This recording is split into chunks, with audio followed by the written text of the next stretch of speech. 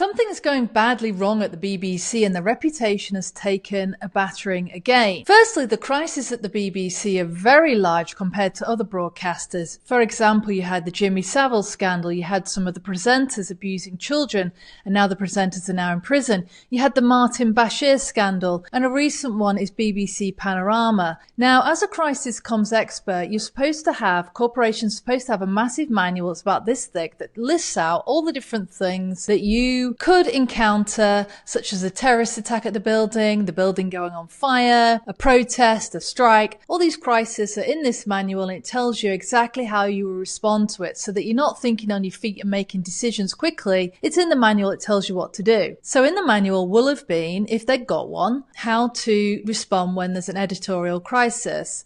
Now, the rule of communications, crisis comms, is to respond quickly and then frequently, but just a little bit. So, in this regard, a response could have been given to President Trump within 24 hours that they made a mistake, and they could have found out they'd made a mistake within 24 hours because the documentary was only about an hour long, and then the footage of President Trump that they had to watch, the raw footage, was 1.5 hours. So the PR people could have written up a statement, only 2 to 3 sentences long, and put it out an apology within 24 hours of the story breaking. So why didn't they? Is it the PR department don't know how to handle a crisis? They don't have one of these manuals?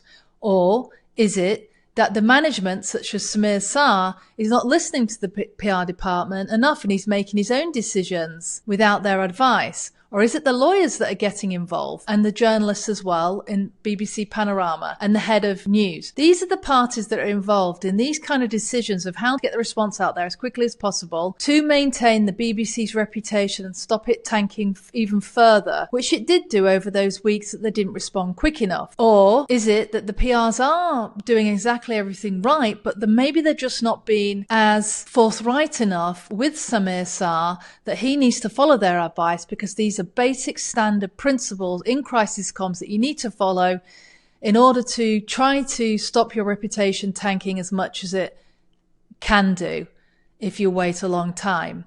Something is going wrong drastically because there's going to be more crises coming out of the BBC, no doubt about that. It just seems to attract them. So the reputation of the BBC is taking a tanking, and it's not like the old days where people relied on the BBC for their news. Now people can get their news from YouTube, from Instagram, from Facebook, from Twitter, from X, from LinkedIn. It's all out there, all over the internet. And so they don't need the BBC as much as they needed to before. Do you think the BBC can restore its reputation? What do you think?